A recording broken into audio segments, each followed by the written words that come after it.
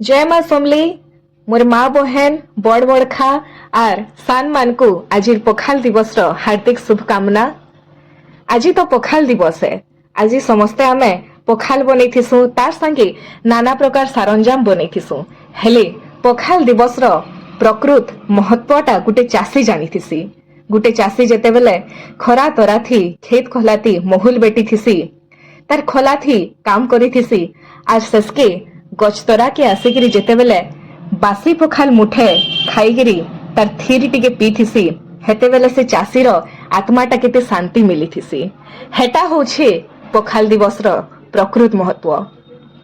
हेते लगी आमे समस्ते मिसी करी खाली पखाल दिवस दिन नुहे सबुदिन एंता पखाल बनामा तार संगे हेंडवा चुटचुटा हो कि नून मिर्चा हो बासी पखाल खाएमा आर सबुदिन पखाल दिवस बनामा।